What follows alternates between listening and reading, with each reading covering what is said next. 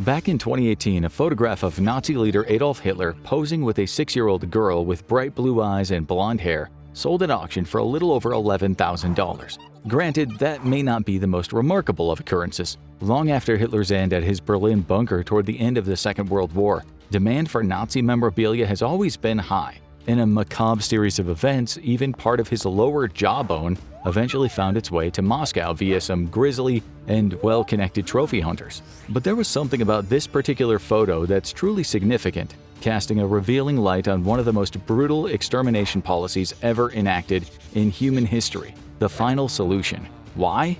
Because the girl posing with Hitler was, in fact, Jewish. Now, the Nazi regime's racial purity laws, Hitler's plan to create a race of Aryan Übermensch, have been well documented, and we all know the horrors that took place in his network of concentration camps across Central and Eastern Europe during the latter stages of the war. From Auschwitz to Bergen-Belsen to Dachau, over 6 million Jewish men, women, and children were executed because of their ethnic heritage. That's what makes the photograph so fascinating and poignant. After all, every picture has a backstory and a context. Never more so than the photograph of Hitler and the girl who would later become known as his Jewish daughter. But what do we know about this 6-year-old girl, and why did her true identity cause so much controversy? Not just at the time the picture was taken, but to this very day. First things first, her name, Rosa Bernila Nienau.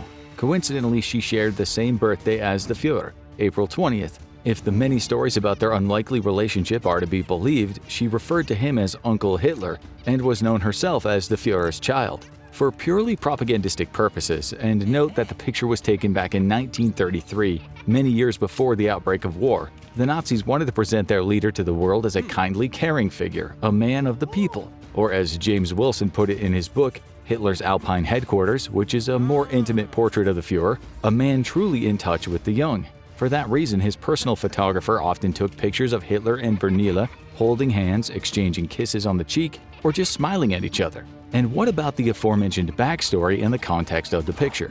The black and white photograph, measuring 11 3/4 inches by 9.5 inches, was sold by Alexander Historical Auctions, based in Chesapeake City, Maryland.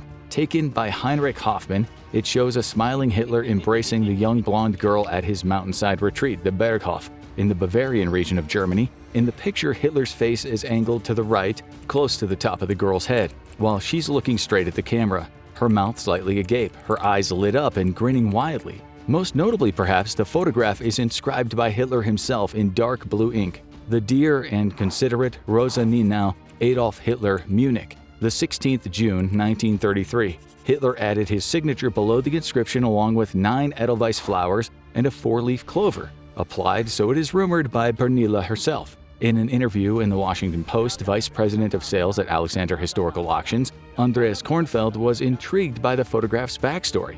"It's probably one of the most unique items I've seen in my time with the auction house. Being German, I've never heard the story, and I've seen the picture many times, but it would never have occurred to me the story behind the picture, which is mind-blowing." However, the journey the picture took before it arrived at the Maryland auction house is incredibly circuitous and shrouded in secrecy, as is the identity of the eventual buyer.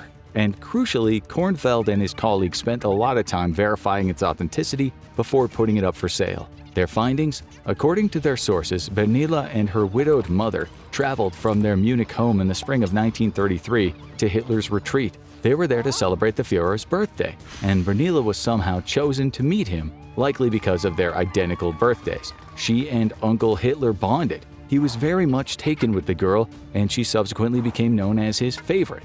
They met several times and wrote each other letters, as many as 17, right up until 1938. That's when it would appear that Hitler was alerted to the girl's Jewish heritage. However, knowledge of her ethnic origins only touches the surface and significance of the story. Before we go any further, we need to answer some fundamental questions about Hitler and the Nazi regime. Most pertinently, why did Hitler and the Nazi Party target Jewish people? To find out, let's travel back to a time before Hitler had any inkling that he would one day be the leader of one of the most powerful countries on the planet, and a man who would hold the fate of so many millions of people in his hands. While it may be surprising to many, Hitler wasn't actually born in Germany. Rather, he was born in Braunau am Inn in Austria-Hungary and was raised near the city of Linz. In the 1910s, he lived in Vienna before eventually moving to Germany in 1913.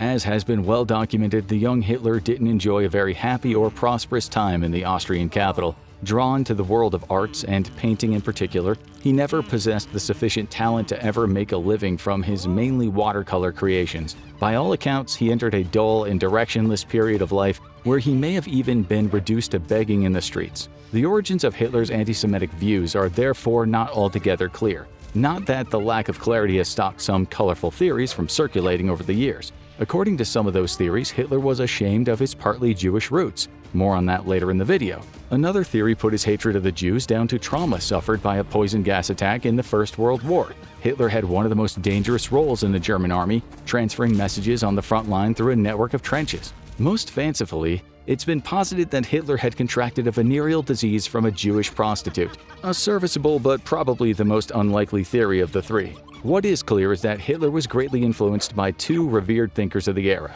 The first was Georg Ritter von Schroner, a German nationalist who believed that the German-speaking regions of Austria-Hungary should be added to the German Empire. In addition, it was his view that the Jews could never be fully fledged German citizens. The second was Viennese mayor Karl Lueger, from whom Hitler learned how anti-Semitism and social reforms could be successful campaigning tactics. In Mein Kampf, Hitler's notorious autobiography, which he penned before he rose to prominence, he praised Lueger as the greatest German mayor of all times. When he came to power, Hitler used the theories of these two great thinkers as the cornerstone of his social and military policies. In fact, the whole justification for the invasion of the then Czechoslovakia was to protect ethnic Germans in the Sudetenland region bordering Germany and Austria. To fully grasp the significance of the Sudetenland crisis, we need to look back to the end of World War I and the Treaty of Versailles. Signed in 1919, the treaty effectively redrew the map of Europe, systematically carving up the Austro-Hungarian Empire and creating new nation-states, including Czechoslovakia. At the time, this combined the Czech lands of Bohemia and Moravia with Slovakia and Ruthenia, and was home to a diverse population including a significant number of ethnic Germans. Like many of his countrymen, especially those who served in the war, Hitler wanted to right what he saw as the many great wrongs contained in the Treaty of Versailles. And at this point in history, many, not just those of German origins or sympathetic to the German cause, may well have agreed with him. Only Hitler wasn't satisfied with merely reclaiming these lands and protecting the rights and freedoms of his countrymen. He wasn't satisfied with taking over Austria, invading Poland, occupying France, encircling the United Kingdom, and then directing the full force of his mighty Wehrmacht with its destructive blitzkrieg tactics toward the huge open spaces of Soviet Russia. No, Hitler had a plan for world domination. He knew the German nation needed more living space, or Lebensraum in German, a fundamental part of the master plan for the East and a concept of expansionism, philosophy, and policies that were popular in German politics from the 1890s to the 1940s. However, acquiring more land for his glorious Reich to prosper was only part of a bigger and far more destructive plan. As mentioned earlier in the video, Hitler's grand vision for the world was influenced by many diverse sources. He and the party drew deeply from ancient Teutonic order, Norse mythology, and Wagnerian theories on racial purity to all-out occultism. In fact, the swastika, the hated emblem of the Nazi Party, is an ancient symbol that originated from the Sanskrit word for well-being, something which couldn't be more diametrically opposed to a Nazi ideology. Used by many cultures, especially in Asia, to represent life, sun, power, strength, and good luck, the swastika is mentioned in the Vedas, the sacred texts of Hinduism, Buddhism, and Jainism. Even more tellingly, before Hitler came to power, he absorbed the works of many more 19th and early 20th century thinkers and proponents of philosophical, onto-epistemic, and theoretical perspectives on ecological anthropology. This included areas such as scientific racism, holistic science, and organicism regarding the constitution of complex systems and the theorization of organic racial societies. One of the most significant ideological influences was German nationalist philosopher Johann Gottlieb Fichte. His ideas were implemented and became the philosophical and ideological foundations of Nazi-oriented nationalism. Based on pseudo-scientific and racist doctrines, these theories asserted the superiority of the Aryan race referenced at the top of the video. In practice, this took the form of many vile and immoral acts of barbarism against other human beings, using them as guinea pigs for cruel and excruciating scientific tests. These included experiments on blood coagulation, bone, muscle, and nerve transplantation, experiments on twins, early forays into the effects of freezing, and high altitudes on individuals, sterilization and fertility, and tests on the effects of drinking seawater to excess. Between 1942 and 1945, there were 15,754 documented victims of their experiments. The racial policy of the Nazi Party in the German state was eventually organized through the Office of Racial Policy, which published circulars and directives to relevant administrative organizations, newspapers, and educational institutes. As the new legislation came into force and practice, Nazi policies branded centuries-long residents of German territories who were not ethnic Germans as inferior non-Aryan subhumans in a racial hierarchy that placed the master race at the top.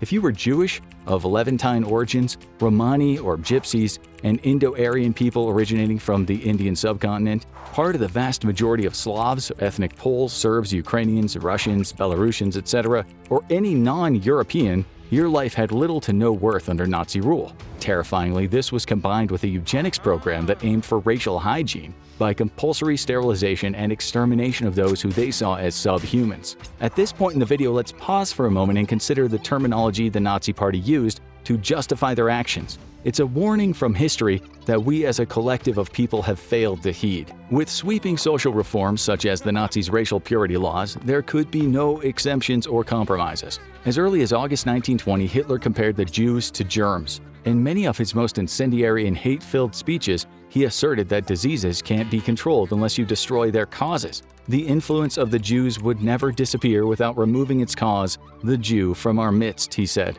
And it was these racial ideas that paved the way for the mass murder of Jews in the 1940s. Hence the confounding nature of the photograph and the subject matter of this video. To highlight that point, we'll let the auction house take up the story. On their website, they made the following statement. Research shows that even early on, Hitler became aware of the girl's Jewish heritage, but chose to ignore it, either for personal or propaganda reasons. But what was the girl's Jewish heritage exactly? Well, according to official records and accounts, Bernila was 1/4 Jewish. This was classed as a mixed race of the second degree, according to the Nuremberg laws of 1935. All of which meant that although she would undoubtedly have been subjected to some form of discrimination, she would have maintained her Reich citizenship. For how long is up for debate. Once Hitler launched one invasion and wave of blitzkrieg attacks after another, hatred for the Jewish race was rampant in the towns and cities all over the country. If you couldn't prove your racial purity, you could find yourself subject to beatings, pogroms, or much, much worse. When Hitler's henchmen discovered her roots, they knew how potentially embarrassing this could be for the Führer and the party as a whole. In response, they forbade Bernila and her mother from visiting Hitler's Bavarian retreat ever again, and thus severed ties between one of the most powerful and feared men on the planet and the angelic little girl who shared the same birthday as him. But there is a slight twist at the end of this story. Knowing full well the fondness Hitler genuinely harbored for the child, a so-called party busybody, it's not clear if the title refers to a mere functionary or Hitler's personal secretary Martin Bormann, didn't actually tell Hitler the news. Why? We can only speculate. But history suggests that functionaries don't much like telling dictators news they might not like to hear. When the Führer was eventually informed, he was far from impressed. According to Heinrich Hoffmann's book, Hitler Was My Friend, once Hitler learned that she'd been blacklisted from the property, he exploded with rage. Hitler was furious with those who had denounced his little friend. The leader's aide Wilhelm Bruckner told Hoffmann, "The Nazi leader went so far as to say, 'There are some people who have a positive genius for spoiling all my little pleasures.'" If all the statements we've discussed in the video are true, what does it really say about Hitler's hatred for the Jewish race? Over the centuries, certain regimes have always needed, for want of a better expression, a whipping boy to justify some of their more unpalatable policies. You can look back to Stalin's infamous show trials, all the way to the present-day immigration crisis in many Western nations. If a government or a regime can heap all the blame for their own failings or incompetencies on an easy target, Jews, Trotskyists, immigrants, then it deflects attention away from the real nature and depth of the problems they're facing. Unfortunately, history's most important lessons are often roundly ignored by the preceding generations. Some governments seem almost hell-bent on repeating the same mistakes as their predecessors, enacting the same policies no matter how brutal, misguided, or heavy-handed, and spinning a perpetual cycle of war and recovery. Undoubtedly, Hitler's one of the most complex figures of the 20th century. Although rightly reviled, some scholars believe that had he reined in his megalomaniac tendencies and not been determined to secure world domination, history may have viewed him differently. They also suggest that if he had stopped at reclaiming German territories that had been appropriated following the First World War, He might have been seen as a hero, maybe even the greatest ever German statesman. He might have righted the harsh excesses included in the Treaty of Versailles and solved the painful sense of humiliation the German nation felt following the somewhat abject and inexplicable surrender. Many writers, academics, and historians have tried to get a better understanding of the man and what ultimately led to a world war and unspeakable acts of violence and terror against the Jewish people. Hitler and the Nazi regime will always be the darkest of all enigmas, a stain on the human conscience that can never be removed, no matter how hard we try.